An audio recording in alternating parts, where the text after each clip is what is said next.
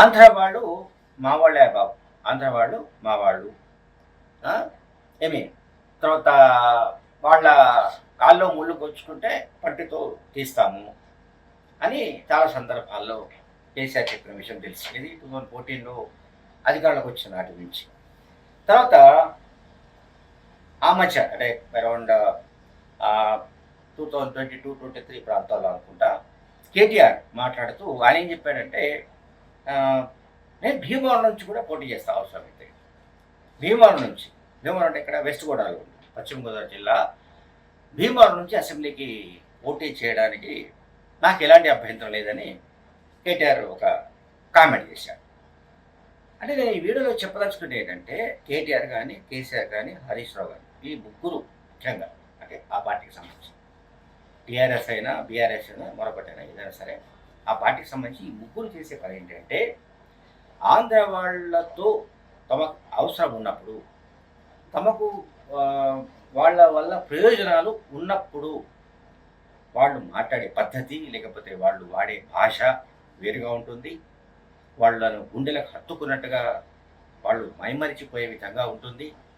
వాళ్ళు తన్మయత్వంతో ఉండిపోయే పరిస్థితి తీసుకొస్తారు.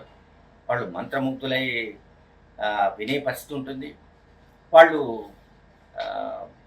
ఖచ్చితంగా నమ్మక తప్పని పరిస్థితులు కూడా వీళ్ళు తీసుకొస్తారు. ఈ ముగ్గురు కేసీఆర్, కేటీఆర్, హరీష్ రావు. అంటే వీళ్ళకున్న వాక్చాతుర్యం అనండి, వాక్పటిమ అనండి, లేకపోతే ఆంధ్ర వాళ్ళ పట్ల వాళ్ళు తమ అవసరాల కోసం, అంటే అట్లాగే తమ అవసరాల కోసం, తమ రాజకీయ ప్రయోజనాల కోసం, అట్లాగే ఆంధ్ర వాళ్ళకు సంబంధించిన ఓటు బ్యాంక్ అవసరమైనప్పుడు వాళ్ళు చేసే వ్యాఖ్యలు ఇవన్నీ కూడా మనం గమనిస్తుంటాం.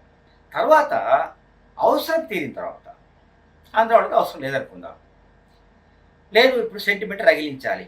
ఓకే, సెంటిమెంట్ రగిలించాలంటే ఏం చేయాలి? ఆంధ్ర తెలంగాణ తీసుకురావాలి. ఇప్పుడు రాష్ట్రంలో తెలంగాణలో జరుగుతున్నది ఏమిటంటే, రేవంత్ రెడ్డి పైన ప్రజల్లో ఇది వరకు ఒక 3-4 నెలల కిందటి వరకు అంతో ఇంతో వ్యతిరేకత ఉందని అనుకున్న పరిస్థితుల నుంచి నెమ్మదిగా బయటపడి ఫీల్ గుడ్ ఫ్యాక్టర్ని సంపాదించుకున్నాడు రేవంత్ రెడ్డి. అంటే రాష్ట్రంలో ప్రజల్లో వ్యతిరేకత అనేది లేకుండా చేసుకునే ఒక వాతావరణం వచ్చేసింది. దీంతో ఇప్పుడు ఇక కేసీఆర్ అండ్ కేటీఆర్ అంటే మొత్తం ఫ్యామిలీకి, అంటే కేసీఆర్ పరివారానికి ఇప్పుడు ఇది మింగుడు పడడం లేదు. మరి ఇట్లా రేవంత్ రెడ్డి మామూలుగానే కొరకరానికి పోయా 2028-29లో కూడా మళ్ళీ అధికారంలోకి వస్తే మన పరిస్థితి ఏమిటి అనే టెన్షన్లో వాళ్ళు ఇక సెంటిమెంట్ను పండించే పనిలో ఉన్నారు. ఈ సెంటిమెంట్ అనే మంత్రం ఎప్పుడూ పనిచేయదని, అది ఏదో ఒక సందర్భంలో దానికి తగిన వాతావరణం కూడా ఉంటే తప్ప భావోద్వేగాలు పనిచేయవని మరి కేసీఆర్కు తెలియదా అంటే తెలుసు. కేసీఆర్కు తెలియదనే కాదు, హరీష్ రావుకు తెలియదనే కాదు, కేటీఆర్ తెలియదు. వీళ్ళంతా పండితులే, వీళ్ళందరికీ తెలుసు భావోద్వేగాలు ఎప్పుడు పనిచేస్తాయి, వాటికి సాధారణంగా అవి పనిచేయాలంటే ఉండవలసిన వాతావరణం ఏమిటి, ఇవన్నీ తెలియదు కాదు. తెలంగాణ ఉద్యోగులు మనమంతా చూసాం. కానీ కేసీఆర్ కూడా అప్పట్లో ఏం చెప్పాడు ఉద్యమ సమయంలో, ఆంధ్రోళ్ళంతా దోపిడీదారులు, వాళ్ళు పద్మాషిగాళ్ళు, ఇవన్నీ వీడియోలు ఇప్పుడు వైరల్ అవుతున్నాయి. ఇప్పుడు మళ్ళీ వైరల్ అవుతున్నాయి. తెలివి తక్కువ దద్దమ్మలు, సన్నాసులు, ఇది ఆంధ్ర వాళ్ళ గురించి.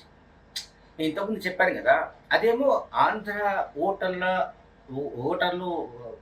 ఓటర్లకు సంబంధించి సెటిలర్ల ఓట్లు కావాలనుకున్నప్పుడు కేసీఆర్, కేటీఆర్ మాట్లాడిన భాష, పద్ధతి, వ్యాఖ్యలు అవన్నీ నేను చెప్పాను. ఇప్పుడు వైరల్ అవుతున్న కొన్ని వీడియోలు పాతవి కొన్ని తీసి వదులుతున్నారు. ఎవరు వదులుతున్నారు? అది బీఆర్ఎస్ వాళ్ళే ఉండాలి. ఎందుకంటే మనం గమనిస్తే గడిచిన కొద్ది రోజులుగా బనకచెర్ల మినహా మరొక అంశం లేదండి. ఇప్పుడు బీఆర్ఎస్ పార్టీ ఎజెండాలో ఓన్లీ బనకచెర్ల అనే ప్రాజెక్టు, అది ఎక్కడ కడుతున్నారు, అది ఏ ప్రాజెక్టుతో లింక్ అయి ఉంది, లేదా ఇంకా ఇతరత్ర ఆ ప్రాజెక్టుకు సంబంధించిన అంశాలు, ఆ ప్రాజెక్టు వల్ల తెలంగాణకు కలిగే నష్టాలు, ఇవేవి సామాన్య ప్రజలకు, సామాన్య ఓటర్లకు అసలు వాళ్ళు అర్థం చేసుకునే పరిస్థితి లేదు, వాళ్ళకి అర్థమయ్యే విషయాలు కూడా కాదు. కానీ బలవంతంగా ఇంజక్షన్ ఎక్కించాలి, వెటర్నరీ కాస్ట్ సెంటిమెంట్ ఇంజక్షన్ ఎక్కించాలంటే బనకచెర్ల ఒకటి దొరికింది. సో బనకచెర్ల ప్రాజెక్టు ద్వారా తెలంగాణ జలాలను ఆంధ్రాకు ఆయన ఇచ్చేస్తున్నాడు. ఎవరు? రేవంత్ రెడ్డి తెలంగాణ మొత్తాన్ని రాసి పారేస్తున్నాడు. అసలు పోరాడిందే నీళ్లు నియామకాలు, నీళ్లు నిధులు నియామకాలు అనే ట్యాగ్ లైన్తో మనం పోరాడాం. తీరా రేవంత్ రెడ్డి చేస్తున్న పని ఏంటంటే తెలంగాణ పక్కా ద్రోహి కనుక, తెలంగాణ ద్రోహి ఆయన, తెలంగాణ వ్యక్తి కూడా కాదు ఆయన. ఎవరు? రేవంత్ రెడ్డి. ఇది వాళ్ళ దృష్టిలో, కేసీఆర్ దృష్టిలో తెలంగాణ ద్రోహి కనుక, చంద్రబాబు నాయుడు శిష్యుడు కనుక గురు దక్షిణ కింద మొత్తం తెలంగాణను వాళ్లకు ఒక పెన్ను స్ట్రోక్తో వాళ్ళకు రాసిచ్చేస్తున్నాడు. ఇది జీపీ అంటాం కదా, జనరల్ పవర్ ఆఫ్ అటార్నీ చేస్తున్నాడు అని అనే విధమైన క్యాంపెయిన్ ఒకటి మొదలుపెట్టారు. ఎవరు? BRS party media, BRS party ప్రాయోజిత సోషల్ మీడియా. వాళ్ళు చెప్తున్నది ఏమిటంటే తెలంగాణ కోసం పరితపించిన అహరహం ప్రతి క్షణం తప్పించిన కేసీఆర్ను అప్రతిష్ట పాలు చేసేందుకు తెలంగాణ వ్యతిరేక మీడియా కుట్ర చేస్తోంది అంటూ కూడా ఒకటి క్యాంపెయిన్ మొదలుపెట్టారు. ఈ తెలంగాణ వ్యతిరేక మీడియా అని ఏదైతే వీళ్ళు ముద్ర వేస్తున్నారో ఆ మీడియా లేకపోతే, ఆ మీడియా సంస్థలు లేకపోతే అసలు టీఆర్ఎస్ పార్టీకి మనుగడ ఉండేది కాదు. టీఆర్ఎస్ పార్టీ మొత్తం అంటే ఆ టీఆర్ఎస్ పార్టీ నిర్మాణం అనండి, బాల్యం అనండి, ఆ పార్టీ ఇవ్వడం అనండి, లేకపోతే ఆ పార్టీ అధికారంలోకి రావడం అనండి, తెలంగాణ రాష్ట్రం అవుతాడనండి, అంటే 2001 నుంచి 2014 వరకు దాదాపు 14-15 ఏళ్ల పాటు ఆ ఉద్యమాన్ని కవర్ చేసిన వాళ్ళు, ప్రసారం చేసిన వాళ్ళందరూ కూడా ఆంధ్ర శక్తులే, ఆంధ్రాకు సంబంధించిన పెట్టుబడిదారులే, ఆంధ్ర పెట్టుబడులతో నడిచే పత్రికలు, టీవీ ఛానళ్ళే. అయితే ఎప్పుడైనా మనం గుర్తుపెట్టుకోవాల్సి అంటే టీవీ ఛానళ్ళైనా లేకుంటే పత్రికలైనా ప్రజల మనోభావాలకు అనుగుణంగా పనిచేస్తాయి. ప్రజల మనోభావాలకు అనుగుణంగా వార్తలు ప్రచురిస్తాయి, వార్తా కథనాలు ప్రసారం చేస్తాయి. కానీ ఇక్కడ KCR school of thought different thought. KCR school of thought ఏంటంటే మేము చెప్తాం కనుక మేము చెప్పిందే నిజం, మేము చెప్పినట్టుగానే ఫాలో అవ్వాలి. రేవంత్ రెడ్డి మేము తెలంగాణ ద్రోహి అంటున్నాం కనుక మీరు కూడా రేవంత్ రెడ్డి తెలంగాణ ద్రోహి ఆశయండి అంతే.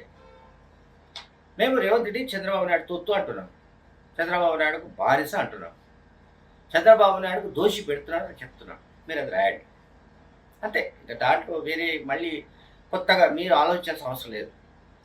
మీరేం రాయాలో, మీరేం ప్రసారం చేయాలో అది మేము ఆలోచించి చెప్తాం. ఇది కేసీఆర్ స్కూల్ ఆఫ్ థాట్. ఈ మధ్య CM Ramesh, Bharatiya Janata party MP CM Ramesh కొన్ని విషయాలు బయటపెట్టాడు. కేటీఆర్ ఢిల్లీలో తనను కలిసినట్లు, బీజేపీలో విలీనానికి సంబంధించిన ప్రతిపాదన తీసుకొచ్చినట్లు, బీజేపీ హైకమాండ్తో చర్చించాలని రిక్వెస్ట్ చేసినట్టు చెబుతూ ఆయన ఒక మాట కూడా అన్నాడు, కమ్మనా కొడుకులతో అసలు మాకు అవసరం లేదా బాబు, కమ్మనా కొడుకులతో మాకు అవసరం లేదు అని ఈ భాష సీఎం రమేష్ చెప్పాడు. నేను చెప్పట్లేదు, సీఎం రమేష్ మాట్లాడిన దాంట్లో ఈ భాష ఉంది. కేటీఆర్ ఇట్లా మాట్లాడాడు, తుమ్మల నాగేశ్వరరావు లాంటి ఒక పొటెన్షియల్ నాయకుడిని మీరు ఎందుకు పోగొట్టుకున్నారు అని తాను అడిగితే కేటీఆర్ ఈ రకమైన జవాబు చెప్పాడు. రేవంత్ రెడ్డితో వెళ్ళిపోయారు, కమ్మనా కొడుకులంతా చంద్రబాబు నాయుడు వైపు వెళ్ళిపోయారు, మాకు మిగిలింది ఒక జగన్మోహన్ రెడ్డి, మాకు జగన్ మినహా మరొక మిత్రుడు కానీ లేదంటే శ్రేయోభిలాషి కానీ మరొక ఏదైనా మరొకరు బంధువు లేరు ఆంధ్రలో, ఏపీలో అని చెప్పడానికి కేటీఆర్ ప్రయత్నించినట్టుగా, కేటీఆర్ ఈ భాష వాడినట్లుగా సీఎం రమేష్ చెప్పాడు. ఈ కమ్మనా కొడుకులు అనే భాష కేటీఆర్ మాట్లాడినట్టుగా సీఎం రమేష్ చెప్పాడు. కనుక ఆ భాష వాడినట్లా లేనట్లా అనేది కేటీఆర్ చెప్పాలి, మనమేమి చెప్పడం లేదు. స్థూలంగా మనకేమర్థమవుతుంది, ఇప్పుడు బనకచెర్ల అనే ప్రాజెక్టు ద్వారా సెంటిమెంట్ను తగిలించి రెచ్చగొట్టి ఆంధ్ర తెలంగాణ మధ్య మళ్ళీ ఒక రకమైన స్ప్లిట్, అంటే తెలంగాణ ప్రజల్ని బీఆర్ఎస్ వైపుకు మళ్లించాలంటే, వాళ్ళని హైజాక్ చేయాలంటే ఇంతకు మించిన ఆయుధం లేదు అని కేసీఆర్ నిర్ధారించుకున్నట్టుగా మనకు కనిపిస్తుంది.